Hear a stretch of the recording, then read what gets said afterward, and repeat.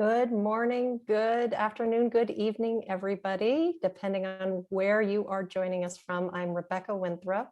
I am the co-director with my colleague Emiliana Vegas of the Center for Universal Education at the Brookings Institution. It is a real pleasure to be with you today and host a conversation around gender equality. This event is called How to Be a Feminist Dad, and there is never a more important moment to talk about gender equality and particularly the role of men in the movement of gender equality in the US in particular than now. 4.5 million women have left the workforce because of the pandemic, and we know that women do on average 2 hours of housework more and care work more than men at home, even when they are either equally breadwinners or the sole breadwinner. And the pandemic has been incredibly hard, as we also know, on single parents and single moms in particular.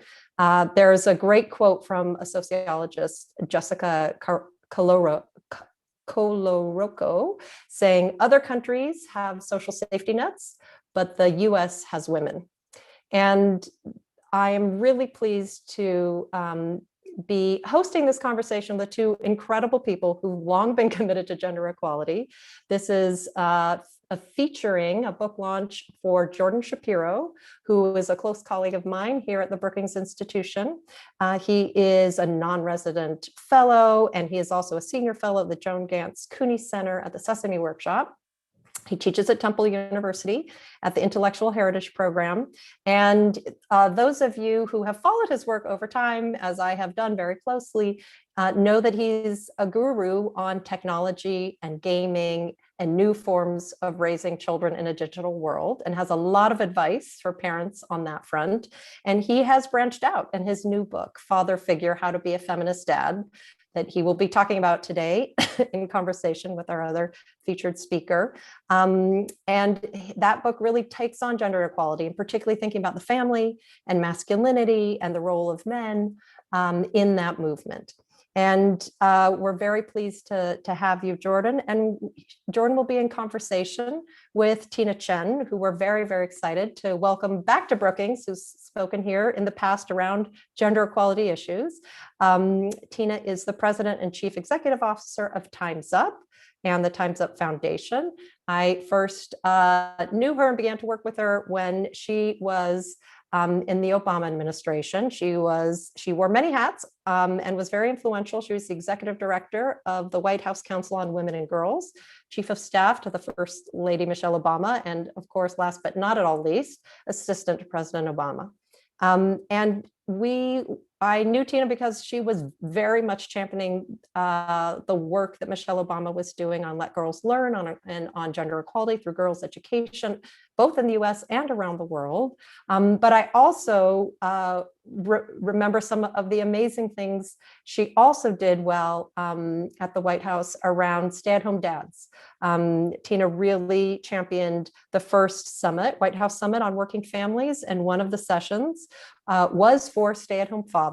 And I think that was the first time there'd ever, I think, Tina, you can correct me when you come on screen, the first time there'd ever been a White House event focused on stay-at-home fathers. And it had been just after Daniel Thomas Murphy, who's a major baseball player, faced a massive backlash from the public for being present at the birth of his child. And so Tina has always been pushing this issue of gender equality and role for men. So please, Tina and Jordan, please do come onto the screen and we will get started with a great conversation. Thank you both very much for being here. Oh, delighted to be here. Yeah. I want to start off with a question to both of you. Maybe Jordan, you should kick off because you've written a book and put it out there. I wanted to ask you both really, why is it that you do this work? What motivates you? What drives you? Jordan, you've had many directions of your research. And yes, parenting has always been a theme, but I think of you more in the digital space. So tell us about why you dove in. And similarly, Tina, you could have gone in many directions post White House and you really chose Time's Up. And I know you have a long commitment to gender equality, but what was it that drove you to choose that role? So Jordan, why don't you kick off? Sure. Thanks for having me. I'm so excited for this conversation. Um, I decided to write father figure. I had been writing about parenting for a long time. I had been writing about education. I had talked to a whole lot of dads, and it became really clear to me that there was a huge sort of backlash, especially in the U.S., against what was a move towards gender equality, and there was sort of like a backlash of misogyny. And the more that I thought about that from a psychological perspective, the more it became clear that that was sort of a compensation, a reaction to a lack of stability, right? As terrible as patriarchy is in the way that it's manifested, it's still the thing that gave identity to a lot of men and gave identity to a lot of fathers. And so I believed that what was happening was, as we were renegotiating issues around gender and gender equality in the US, you had men going, oh no, I don't know how to make sense of myself without this. And there was no image of that. I mean, even today, as we're a lot further than we were even 5, 6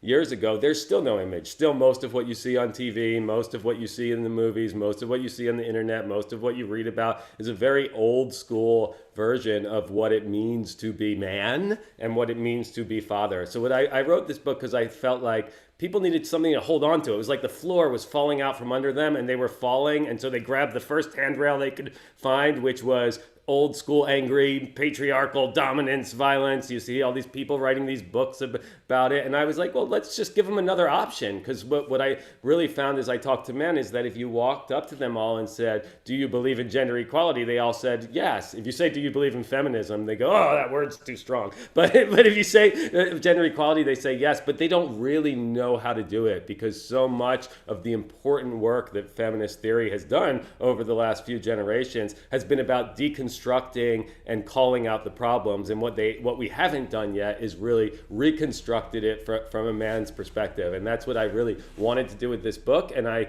decided to focus on fatherhood because patriarchy literally means rule by the father. And I was like, how come nobody has really said let's unpack everything that's in fatherhood? Because if we're going to try to reorganize the patriarchy, we have to first organize that patry, right? That patriarch, right? At the top, and reimagine what it can be and what it means, and what it means to not be at the top anymore, to just be on an equal horizontal footing. And so that's what I was trying to do with father figure, and it seemed like an important time to do it, and it seemed like a logical thing to do from my position as someone who was well known as an expert in parenting, because at the core, I think this is about modeling something different for our children. Thanks, Jordan. I have a follow-up question before I come to you, Tina.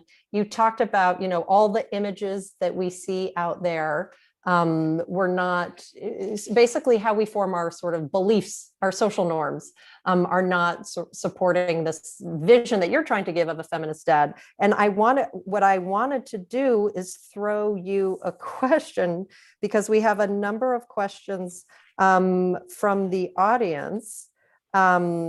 And this is a question from William, who's a professor at University of Pennsylvania, and says, how do we take account of all the clown father figures in media, the Homer Simpsons, the Archie Bunkers, et cetera, et cetera, et cetera.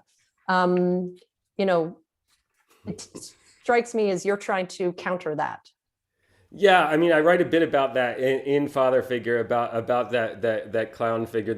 I call it the bumbling idiot dad, right? It's often what we get in sitcoms is the dad who's kind of dumb. But if you really look at all of those, and in my research, I spent a lot of time. It's great to write research like this because you get to spend a lot of time watching The Simpsons and pretend it's research. But when you really look at it, they still have they still have that dominant ultimate ability, that authority. They're just dumb until the moment where they have to make the final choice, and then they always make the right final choice. And so even those images, I think, are still selling that. I mean, there's another way to think about it too, which is by having the bumbling idiot, we're also reinforcing what you were talking about in your intro, Rebecca, which is this idea that women are going to maintain the home so that the bumbling idiot can come home and drink beer and still be in charge, and no one's going to talk about it.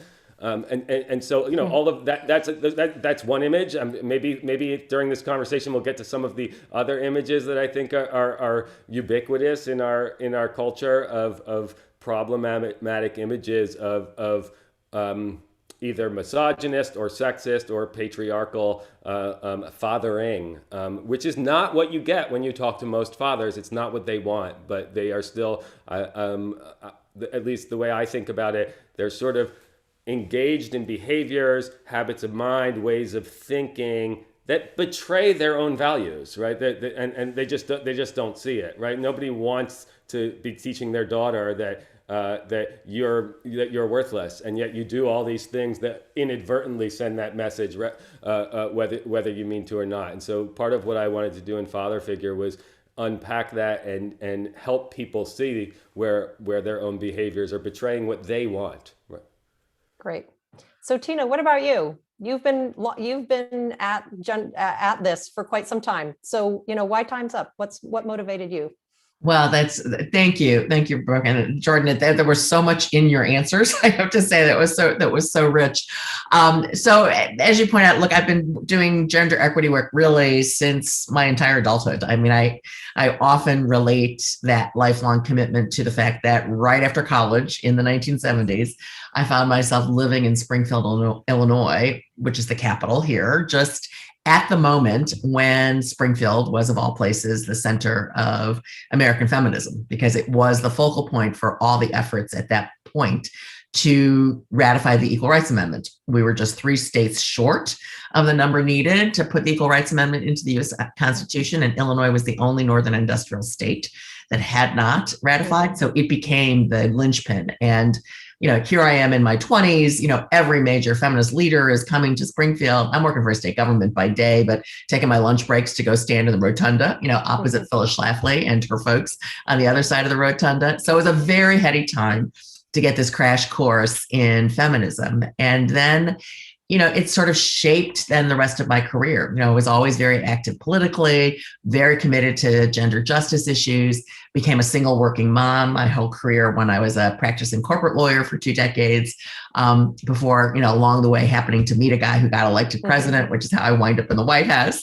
And that White House years, as you noted in your introduction, those were the years where for the first time, part of my day job was actually to work on women and girls issues in my capacity as executive director of the Council of Women and Girls.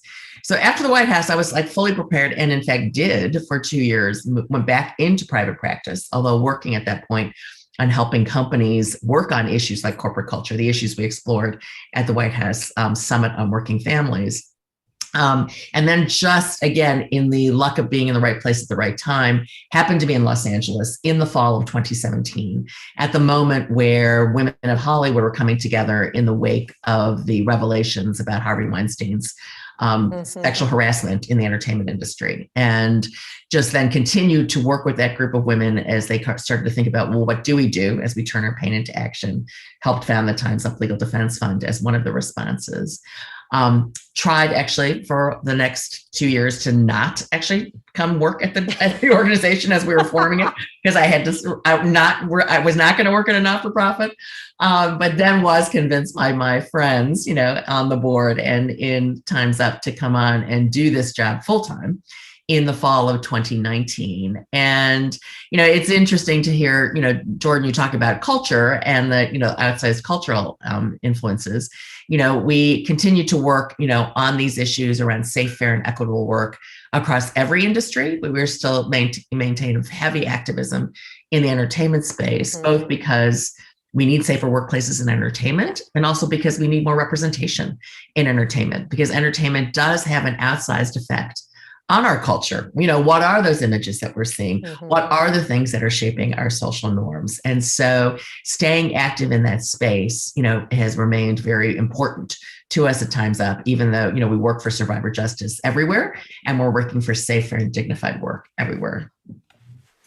And it strikes me, this is a question I want to ask you, Tina, as a follow-up. It strikes me that Jordan was talking about the reason he wrote this book is he felt like there was a very specific moment right now where there seems to be sort of a shifting of patriarchal norms to another, perhaps more equitable set of norms, perhaps, and a reaction and by people who didn't have an identity outside of a patriarchal structure, and so trying to provide an alternative.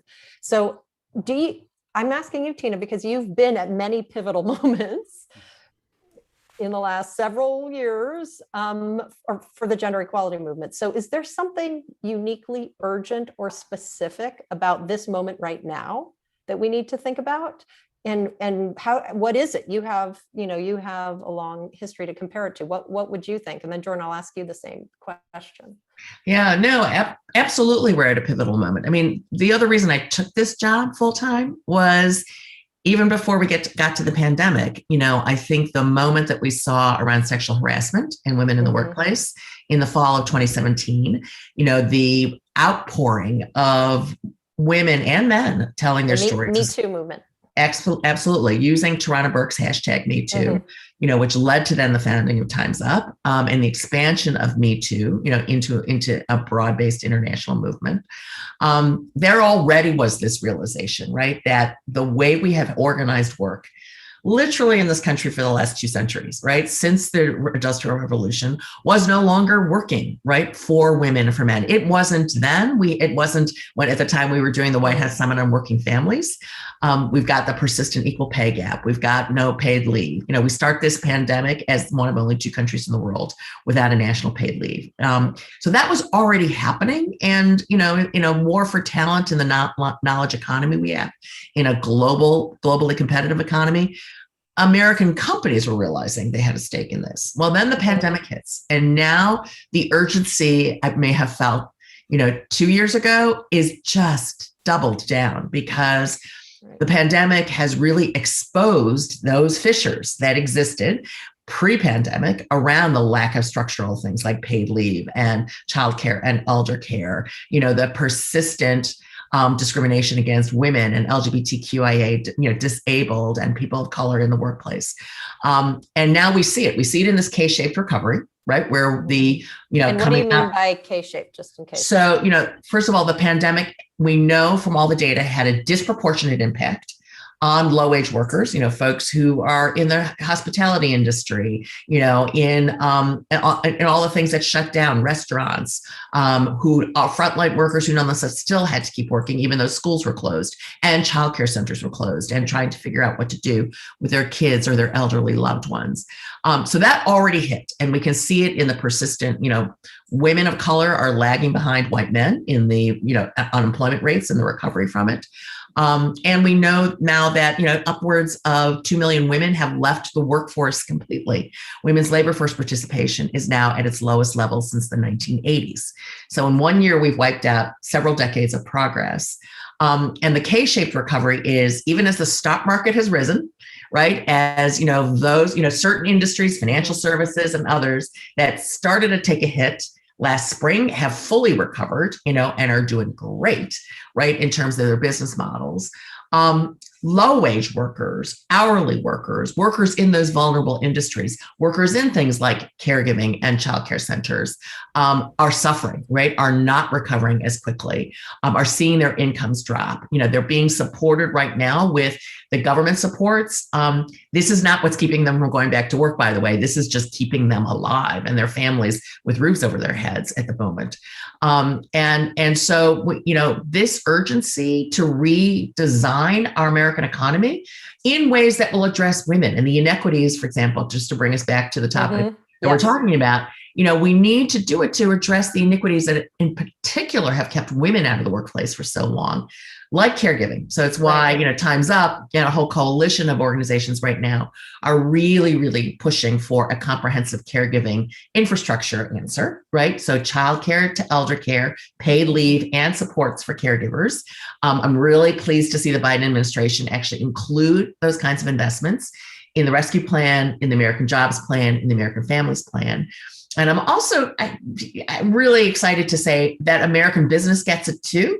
Just last week at Time's Up, we launched the Care Economy Business Council, which was 200 businesses from JP Morgan Chase and Verizon down to the soul food popped popcorn shop in Texas, large and small businesses that have come together to say they know employers need to be part of the solution around caregiving for their employees if we're going to have a diverse, equitable workplace, which is what every business and our economy needs to be successful in the 21st century. Okay, so some really urgent, urgent before, but really urgent post-pandemic, particularly with a sort of economic recovery lens and gender justice and gender equality lens laid over that. Make it particularly urgent right now. Jordan, what about you? What would be your answer to, is there I think you have an answer, but I'd love to hear a bit more about, yes, this is a particular moment in time. Yeah, I mean, Tina just said all that so well. So I'm not gonna get. I agree with everything there, and I won't repeat the things that Tina already said. But I'll add another piece to it, which is not Great. necessarily a different piece, but an additional piece. Because while I think it's really important, we have to look at all of that gender equity in terms of helping women and helping gender nonconforming folks and helping folks who don't identify as men, basically. Find more equality within the home and the workplace. I also want to say why I think it's urgent for men, and why I think that is why I wrote father figure. And I think there's two different ways to do it. One is what I already said about that. I think the emotional, psychological struggle that men are going through right now. But I also think there is an economic issue, which is we are now a communications economy, and men traditionally have been taught not to communicate. Right? They've been taught. If Tina was talking about the industrial age, the industrial age is when we got a whole lot of our distinctions between men and women, and these ideas about where their innate differences are, that women are better multitaskers and better at relationships, and men are just tough and angry and independent, and which is all nonsense, and the science doesn't back any of that up. But what happens in that is we have generations of education that have taught men to not have the skills to be able to empathize, to be able to communicate, and now we have an economy that's super dependent on the ability to communicate. Right? You can see, and what you have is a backlash of men who don't want to do that because they've been taught it's not manly, right? They don't, and you see these things like the resistance against things like pronouns, listing pronouns, talking about pronouns, for example, where you have to do it in any major corporation, right? That's a major communication about understanding and creating a safe workspace for multiple people. Men aren't quite prepared for that. They've always been taught sort of be, stick to your guns, do the things that matter to you. You don't have to cave in any ways. And so what we have to do is undo some of that socialization, not just because of the emotional burden that it causes for men, the psychological burden, but also I think they're just not going to be able to compete in a changing economy if they don't learn how to talk in different ways, think in different ways, behave in different ways, and listen in different ways. That's super interesting.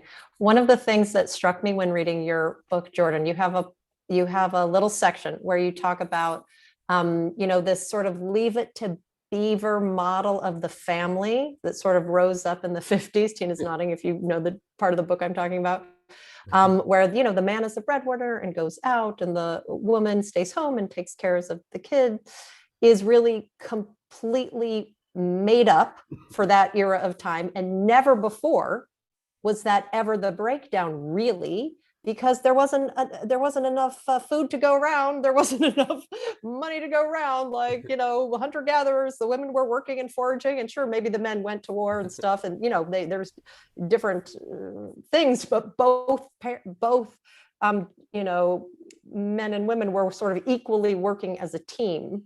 And I wonder if that sort of realization is a part of what you're trying to bring to people, Jordan. Yeah, it certainly is. First I'll just get to that Leave It to Beaver's 1950s family model, right? The only time in all of human history, right, when there was enough wealth for a single breadwinner family, it was in super wealthy white neighborhoods in the 1950s in America, right? All the rest of history certainly there are the outliers, the kings and the aristocrats who were able to have some, but everything else has always been everybody works, right? And for pre-industrial era, everybody works at home. There's not even this nonsense narrative we have of the men go to work and the women stay home, right? You all go work out in the field. fields. Actually, the children work too. We didn't even come up with the idea that children should have a whole life of learning before they become adults until the industrial age. In order to do what happened in the industrial age, which is to create a place where men go to work in factories, in office buildings, in coal mine, in any of these industries, there had to be a division created between home and work. And what happened, and that was in order to deal with a previous moment of psychological instability, right? People were like, wait, I can't just change our whole lives. So what they did was they came up with this origin story. And of course, when I say they came up, I don't mean that there was a secret cabal somewhere that came up with it, right? I just mean that slowly it evolved into a narrative where we started to believe that there was something natural and historic about the man going to work and the woman staying home and doing the caretaking. What also had to happen at the same time were these stories about gender essentialism, right? This idea that there are essential characteristics that are somehow connected to your genitals, psychological characteristics, cultural characteristics, right? And you can see how this works. So what they decided was, in order for men to work in factories, we had to start to imagine that men were naturally cold, like steel, like cogs, like, right? And then women, we had to start to imagine, created this nurturing household. So we started to say they're natural nurturers, right? And that is really, we still believe this on some level. And in some cases, there's nothing natural about it, but at this point we've been socialized where there is a little bit of truth within it, just out of practice, right? If everyone's trying to teach you how to nurture for years and years and years, you're going to be better at it than the person who no one taught to nurture, obviously. But that's not. There's nothing innate there. There's no biological difference there. So that had to get created, and we're still buying into a lot of it, and we're still using the inequitable hierarchies of that industrial age way of thinking, which maybe it made sense then. I wasn't there. I can't decide whether it made sense then. But what I do know is that it doesn't make sense as we move forward. What I do know is that we need to reinvent it as we move forward. And what we've done, because we're so disoriented and uncertain, and it feels so unstable to move into a world that we don't understand yet. A lot of people are going, let's go to what feels good and familiar, but that's backwards, right? That's not, that had a million problems too. The world's always going to have a million problems, but hopefully we're going to evolve in ways where we acknowledge those problems and change our behaviors, change our culture, change our economic practices, and change our family practices. Family is one that I wrote about this in The New Childhood, and I wrote about it a lot in Father Figure, obviously, is one that we seem super duper resistant to even looking at, right? It's like we want to believe it's so core and fundamental and essential, and it's just not true. I mean, go read anything ancient. It's polygamy. It's tribal parenting, right? Like this idea that there's something eternal about the cis hetero monogamous family is just crazy. And again, I'm not saying we need to get rid of the cis hetero monogamous family. I'm just saying we have to acknowledge that we're choosing to keep it, and therefore what are we going to keep about it and what are we not going to keep about it. Got it. And Tina, I'm going to come to you because so much of what Jordan just talked about is really around sort of changing our normative values, beliefs, and the way we're socialized. Like, I thought it was a really good point. You might get better at being caring and caretaking if you're socialized to do it for your whole life, and your mother has been, and your grandmother has been, and you're socializing your boys and your fathers and your uncles and the men in the world not to. And you talked about Time's Up, tackling sort of those norms through the content of the industry. And I know that you have a lot of things you're trying to do at Time's Up. So I wanted to ask you, you have three, I know you have three main goals. Like, I'd like to ask you sort of, what is it you're really hoping to achieve? Like, what is it when you feel you've achieved, like Time's Up could go out of business, what would the world look like? Yes. Well, look, we and what are you doing about it? Right. Yeah. Like, so yeah, tell us. So we started, and from a moment of survivor justice, right? And combating sexual harassment, and standing with survivors and continuing to, to do that work is important. And we still continue to do it. But we also imagine a world where sexual harassment doesn't happen in the first place, right? That's the goal, right? The goal is to have what, we have reduced down to saying safe, fair, and dignified work for everyone, right? That's really the goal. And to do that, you've got to upset the power balances that exist. This is the patriarchy that Jordan is talking about. And we've zeroed in on the workplace as the kind of playing field that we're in, among the many playing fields, as you and I know, where that power balance needs to get upset. And we do it, through changing culture, companies, and laws. That's what we say, right? So obviously legal change, doing public policy changes on, what those structures are. But we can't just stop there. We do need to support companies, as I've said, like this Care Economy Business Council. I feel quite strongly that, and I know this from my practice, having been a lawyer for a lot of companies, you can change company policy overnight, right? If a CEO decides he wants to give paid leave tomorrow, he or she can do that. And they don't have to wait for Congress to do its work or not, right, over the next several months to do that. So, for too long, we have not helped companies do that. And we've got to recognize, so much like what Jordan talks about, we don't necessarily know the right structures or strategies. I will say everything we've been doing for the last 3 decades, and I've been a part of helping to do those, has been insufficient because we are still where we are. So we have a research lab at Time's Up. We've been doing a lot of work in this space because we think we need to do more research, right? How do you do things like behavioral science? How do we behavioral design? How do we apply that to these problems? But then finally, changing culture, right? We've got to also change the broader culture, the broader cultural narratives that are out there that shape, how so much of our normative thinking, of the values, all of the images that Jordan's talking about, right? Are reinforced, right, or not, in our broader culture. That also means changing the culture makers. So this is why the work we do in Times Up Entertainment, it's all kind of circular and feeds on itself. The work to build safe, fair, and dignified and equitable workplaces in the entertainment industry in particular is critical because those creators are the folks who are making the culture that we see, the people who are greenlighting various projects or not, right? Letting certain things come to the screen or not, or giving them awards, which is sort of why we just have been working most recently in Time's Up around a whole issue around the Golden Globes and the Hollywood Foreign Press Association that decides those awards, a group that was revealed to have not a single Black member for the last 20 years, right? Oh my gosh, I didn't know that. Yes, there's huge problems, but I haven't been following that. No. And it's not, NBC just canceled. NBC just canceled the Golden Globes for next year. Because we've been calling it out. We've been calling for systemic change, not just because it's a small group of people which it is, right? It's 87 people in Hollywood, but they were making award decisions that affect our broader culture, right? And that's why, culture is also space that we need to address, as well as companies, as well as laws, on how we do kind of the broad structural work that we need to do to kind of upset the power balances here.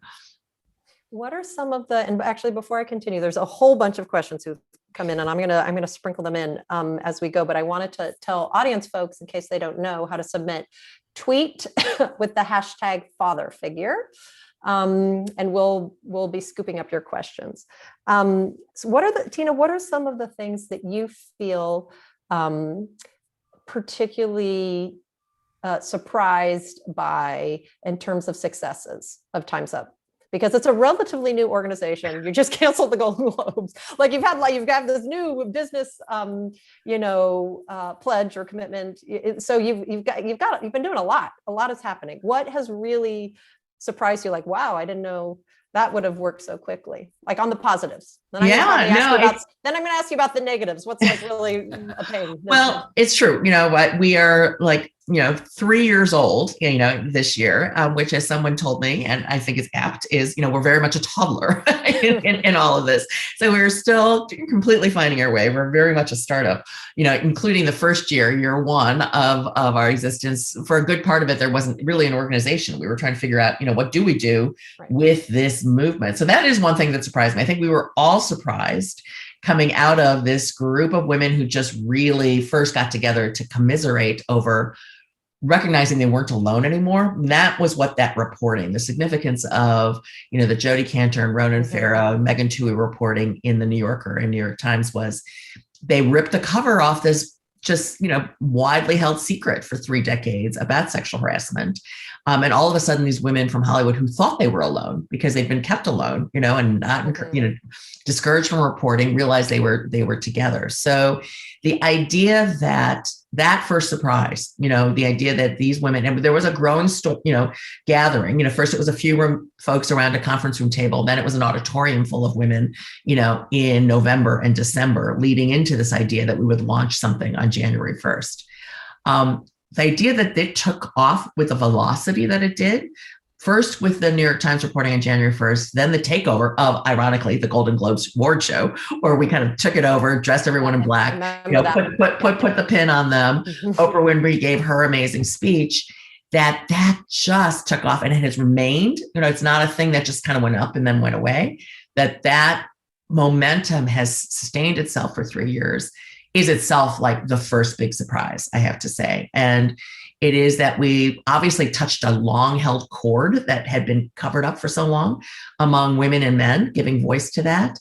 But the second surprise, is that although business leaders are kind of nervous, and remember, they are getting called out, business leaders, not just in entertainment and elsewhere, you can barely pick up the news every day without a headline, right, in one industry or another, of something going on, both in politics and government and tech industries and entertainment. And it still continues. I will confess, I'm a little surprised that 3 years in, people are still doing the same thing, but that's because it is so ingrained in our culture and what we do.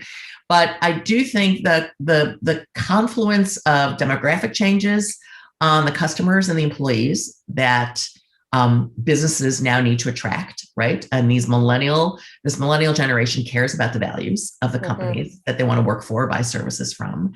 I think the pandemic has accelerated that, and the crises that now even CEOs, the universality of the experience of the pandemic meant CEOs were stuck at home with their kids running around their background instead of being able to just go to the office and ignore the chaos at home that they might have been able to do in a different time. All of a sudden, I've seen business leaders have an acute awareness of these issues in ways they never did before, including even when we gathered them, Rebecca, for this White House Summit on Working Families, they were starting to kind of get it. They got the war for talent. I see an urgency today on the part of Fortune 100 CEOs even, who realize that for small business owners who in the past used to say, I just can't afford it, now realize they need to figure out how to afford it because they need to attract people to work for their businesses and to succeed. So that probably would be the second surprise, is the speed with which this 180, right, on the part of businesses, who, let's be clear, 12 years ago, used to think caregiving, things like that were just things the workers had to figure out on their own. I'm not going to invest in it. It's a cost to my business. It doesn't return me anything. Right. They now see there's a huge return on investment. And if they don't make the investments, there's a huge enterprise risk to the entire business. And that's surprising. Yeah. And what I'm tying what you said to what Jordan said earlier about what's the urgency of the moment. Like there's this economic argument. Like if we don't reconfigure the roles of what it means to be a man and what it means to be masculine, like you're going to be left out of an entire shift. And like maybe that's going to, and if the company's getting on board, maybe that's going to be sort of the thing that opens this whole thing up. I wonder if we look back, that economic sort of piece. Jordan, what about you? You have 4 pillars in your book. What do you see as sort of the solutions here? Well, there's so many things that need to be addressed, and there's so many potential solutions. In Father Figure, what I try to do is focus really specifically on the transformations that I think those who identify as men, those who identify as dads, really need to take in their own lives, right? And that's not to say that that's more important. I recognize, of course, and I say it often in the book, there are huge systemic things that have nothing to do with individuals changing their attitudes. That's not the answer, but that is something that has to happen simultaneously with systemic change. And so I tried to talk directly to the dads, and what I wanted to do for the dads is to teach them how, not to tell them how to be, right? This is not a book that's like, here's what it looks like to be perfect, right? This is not that kind of book. This is a book that says, here's the tools you can use to interrogate your own attitudes, your own behaviors, your own ways of thinking, so that you can come up with your own decisions about how to do that in a better way. I don't have like a rule book of like, you have to do A, B, C, D, and E. And I do have 4 principles about how you do that. We probably don't have time to do all 4 of them now, and if you want to read all 4 of them, get the book. But what I will say now, I'll talk about one because I think it's really relevant to what Tina just said, which is what I call switching away from narcissistic patriarchal authority. And I know that sounds like a lot of words, so I'll unpack it a bit, and I'll unpack it literally, right? Narcissistic. We often talk about narcissistic, and we just wrong. We talk about it to mean just self-centered. Everybody's self-centered. That's pretty. We mostly think about ourselves. But narcissistic is a step beyond that. Narcissistic is the ancient Greek story of Narcissus. The boy, he goes down to the pond, he sees his own reflection, he falls so in love with himself that he can't see anything but himself, and he just ends up staying there looking at himself all day. So I put that first in the idea of narcissistic patriarchal authority to say dads only see themselves. They see the whole story modeled around themselves, right? So that's the patriarchal bit. And then authority comes from the same root as author, right? It's the Greek root autos. And so it was this idea that dads are authoring the story of their lives and the story of all the people's around them's lives, only thinking about themselves, right? So they see everybody else as sort of a supplemental character in this paternal narrative of like my kingdom. And what I'm encouraging dads to do is to switch that. I should say that's just a broader way about talking about the everyday examples that we have, like when you hear people say mansplaining or gaslighting. Both of these are the same example. This idea of a man believing that he's allowed to define the narrative that everybody else is going to abide by, right? One researcher, Cynthia Stark, calls this testimonial injustice, right? This idea that there's an inequality when it comes to whose testimony matters, right? And so obviously we all know that's true when it comes to issues of sexual violence. Still, right? That Tina and many other people are doing great work to try to balance that testimonial injustice in that case. But then I think what Tina was also getting at is there's a huge testimonial injustice in terms of questions of representation and who gets to define the story we use to socialize, who gets to define the cultural narratives, right? And we have it in our language, right? Father knows best. No, father doesn't know best. Father knows some things. Maybe sometimes he knows best because it's something he knows about, but that doesn't mean he knows best all the time. And so what I'm encouraging fathers to do in this book is to go, how do I shift away from that mindset of me being the center of my story and recognize that we're all living in a world where everybody's the center of their own story, and you might also be the villain in someone's story, and you might also be the mentor, and you might also be the like comedic sidekick, and you could be all those things. I can tell you as a father to teenagers, I'm often the villain in their story, in their minds, and I have 2 choices of how I deal with that, right? I can either fight back and go, no, you're wrong. I'm going to try to conquer. I'm going to keep, I can make it a kind of, metaphorical war for who's going to be the authority, or I can go, okay, I get it. You need a villain now. Let's play with that. Let's talk about it. Let me hear the things that concern you.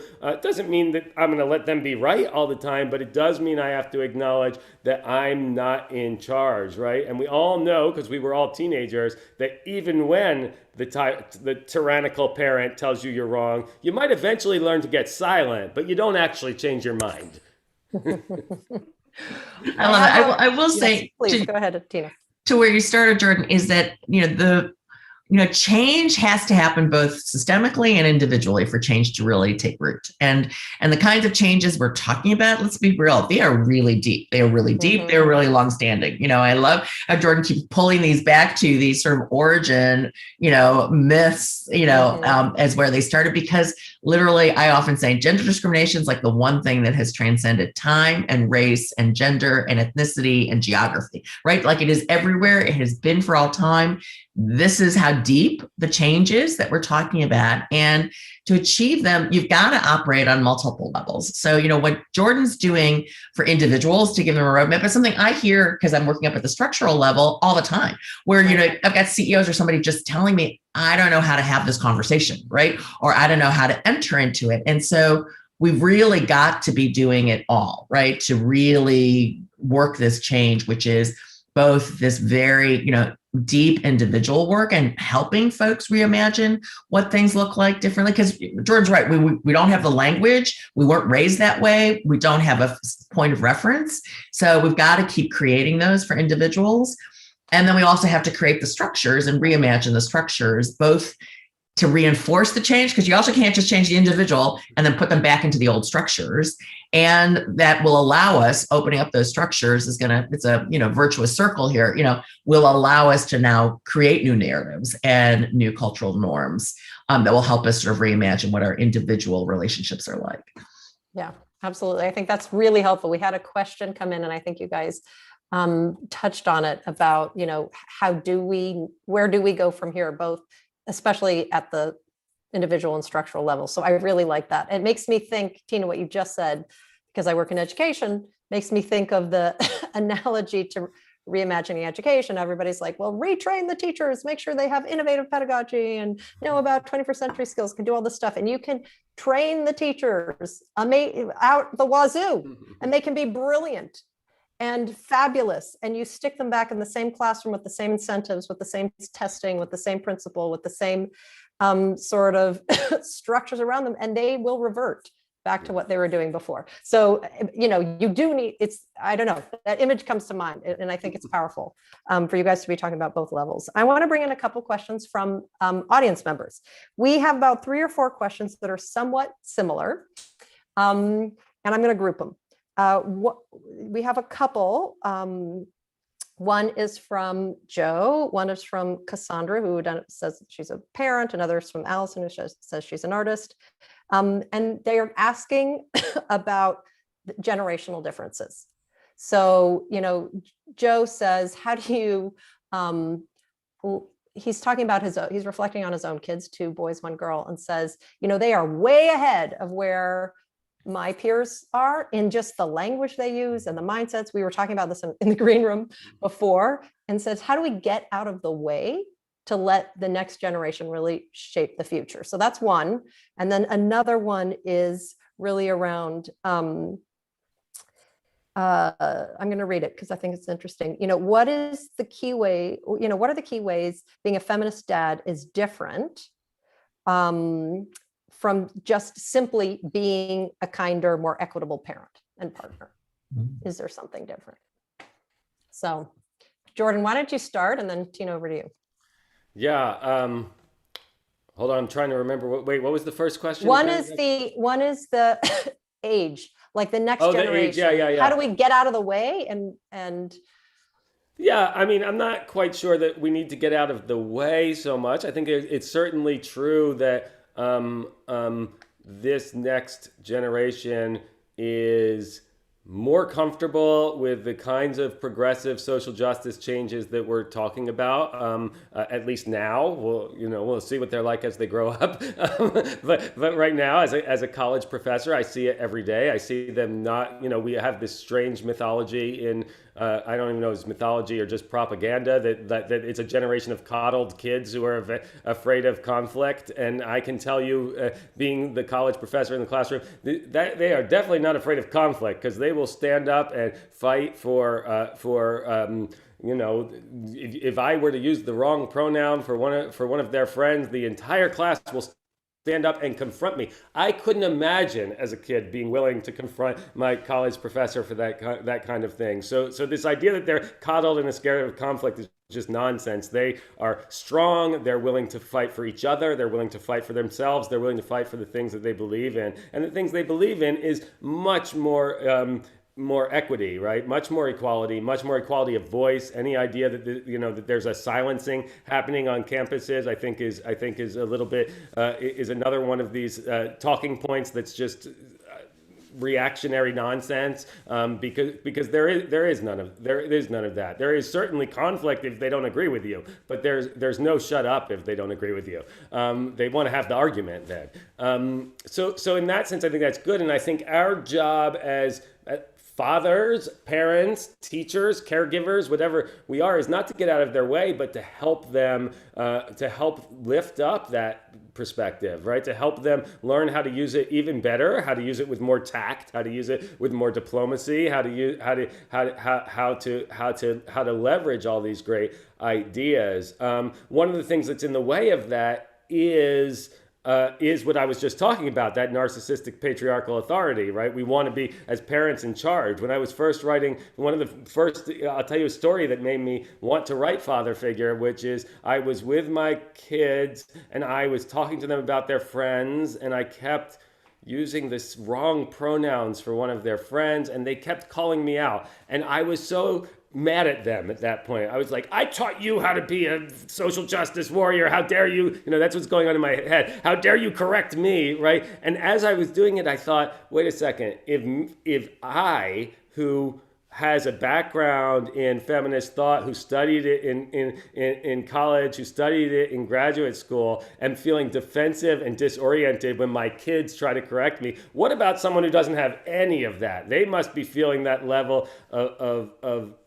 uncertainty and shame and worry about whether they're losing authority at a much higher level. And so that was part of what I wanted to do, was to go, how can we find a place where we're able to support them without having to be the boss, right? Without having, and again, I'm not trying to say kids are the boss. I mean, this certainly our job as parents is still to give them boundaries and rules and to guide them, but we don't have to always be the authority. We need to be the one that's responsible for their ongoing well-being. And so in that sense, I think that it's, it's not get out of their way and let them do it. It's help them do it. And it's help them do it even if it's not familiar to you. If it's not familiar to you as a parent, then you need to ask them to teach you and be able to have that sense of confidence to not be afraid to ask someone younger than you to teach you something. Right. The other question, which is how is it different? How is being a feminist dad different than just being a responsive parent? In some ways, it's not. In some ways, I think that, there's no really good. In all of my research, what I found is that there's really no good argument for gendered parenting in general, for gendered parenting roles. Right? There's no way a father is supposed to be as the male parent. There's no good argument for that. Those arguments are usually made as a boy needs a father figure. That's what we use to try to stop marriage equality and things like that. That's not, the science doesn't hold up. That's clear on that. On the other hand, while I think certainly being a feminist dad at its most basic is the same as just being a good parent, if you think about the urgency of all the things that Tina and I have been saying about this particular moment, there's a particular need for men to be willing to model something different at this time for their boys and for their girls and for their gender nonconforming children, right? To show that there is a different kind of idea of what it means to achieve mature manhood. I don't even know if mature manhood's a good term, but if so don't. Oops. Did Jordan just cut out, Tina, for you too? I think so. Yes, I was worried it was back. me. Okay, he's back. Oh, I'm sorry. Okay. You lost me for a second. Yeah, no, it's okay, Jordan. I think we got you. The point, though. I think we got it, and it's powerful. You cut out for a split second, but it was fine. Tina, I want to ask you a really quick question, and then I think I have a closing question for you both.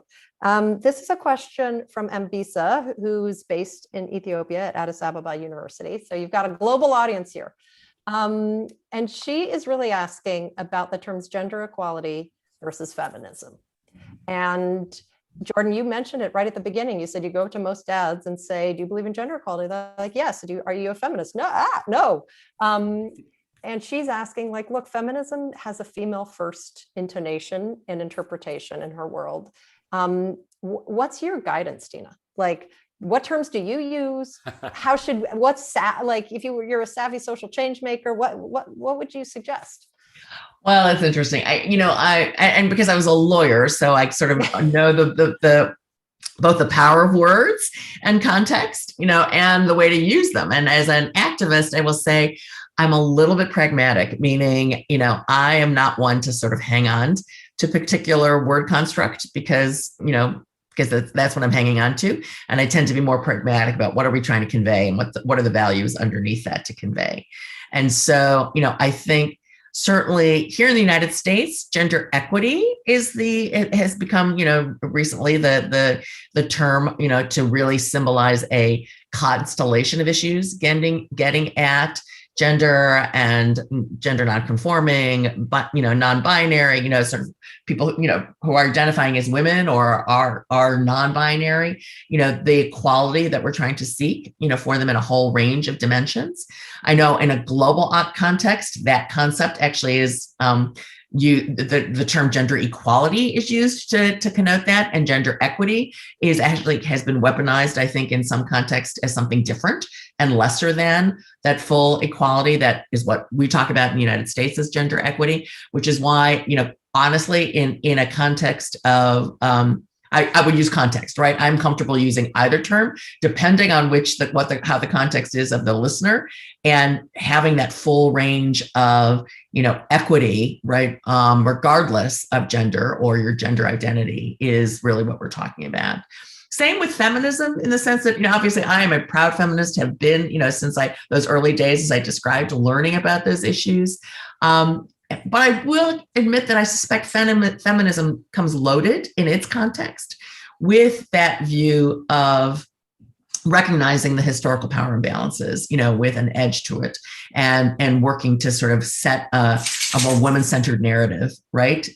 Which sometimes means not an even narrative, but a more women-centered narrative that is predominant, as opposed to what has been predominantly a male narrative. And so I think that sort of may be, also the difference. Mm-hmm. My advice to the question is, mm-hmm. I honestly say is like, know your listener and what your objectives are, and use whichever words will achieve that. I mean, that's me. That's my particular viewpoint, in that I'm all about the result in the end, and less about my holding a particular affinity or affection one way or another to the particular way the words are organized.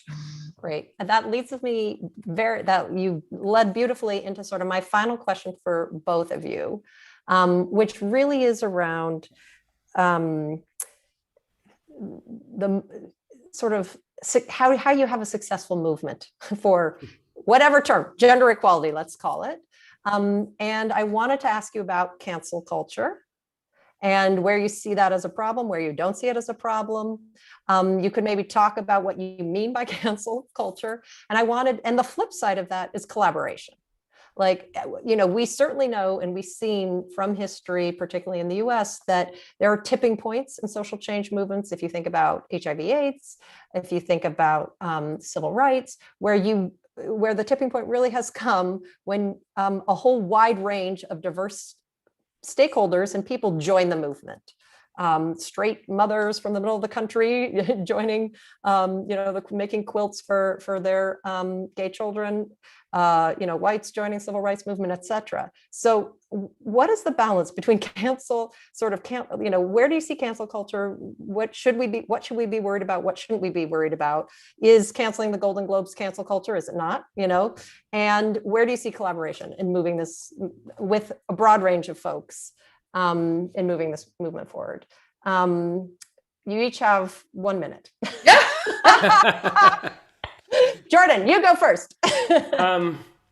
Well, one, I'm sort of resistant to the term cancel culture in general. I think it's a kind of boogeyman term that's been invented by people who don't want to take accountability for things. Do I think, whenever I hear someone say, has cancel culture gone too far? I kind of don't even know what they mean, because there's not like a secret boardroom of the cancelers somewhere who, right? Like, have some organizations made mistakes while trying to hold people accountable and done that in poor ways? Absolutely. But overall, I think my feeling on all of it is, And do I feel bad for those people who are at the end of those mistakes, whose lives were disrupted because of things that were handled badly? Absolutely. I just also feel terrible for the generations of women and people of color who have had their lives disrupted because of things they said. And I think I just rather focus on what's still a systemic power imbalance and not the few outlier cases where it's been where so-called cancel culture has been wielded in problematic ways. To Great. your second, I'm out of time. You're out of time. That was perfect. That was beautiful. Tina, over to you. Well, I'll similar try to be very, very quick. I mean, obviously, I agree with Jordan in that cancel culture really is. It's a shorthand and a misnomer and been misused for really accountability. And accountability means you need to go through a process to get to accountability. Just to stick with the Globes example, that happened after a process where we, at Time's Up at least, were calling for very specific reforms and to analyze the problem in specific ways. They didn't come through on a timetable they themselves had set. And so then the question remains, as the next award season starts, do you participate in that or not? Right. Mm-hmm. So it's a process. And I do think we do a disservice to social change by cutting the process off too early. Because if somebody resigns from their job before there's a real investigation and before you understand where the facts are, you actually haven't advanced anything, and you're left with all sorts of questions which come back later, right? If they haven't been understood. And then that all just also feeds into this notion of sort of the tipping point where we are. For everything I've said previously, I do believe we're at a tipping point. We're at a really critical moment where we could reimagine our workplaces, our economy, sort of the fundamental underpinnings of how we're organized. It doesn't happen by itself. So I want to make sure everybody understands demographic changes do not simply take hold and result in social change by themselves. Demographic changes can result in the reverse, meaning those who are losing out in the demographic change, as we become a majority, country, you see right now in what happened January 6th and otherwise, the rise of the concern of those who see themselves losing in the demographic shift, fighting back and pushing back. That can also take hold if folks who care differently about it don't seize the moment and take action. And so we're at that critical moment where it's not certain who's going to win the day, right? At this tipping point. And if you care about having the tipping point land in a particular way, as I do, obviously, you got to work really hard right now. This is not the moment to sit back and just say, oh, we got it, right?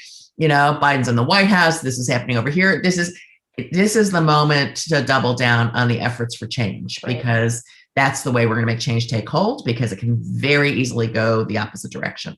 That was a great closing. I thank you very much. You have your call to action, everyone who's on the phone. Thank you, Jordan, for letting us talk about your new book, Father Figure, How to Be a Feminist Dad. And Tina, thank you for joining us and sharing with us your insight from a decade of service and what Time's Up is up to. So thank you both very much.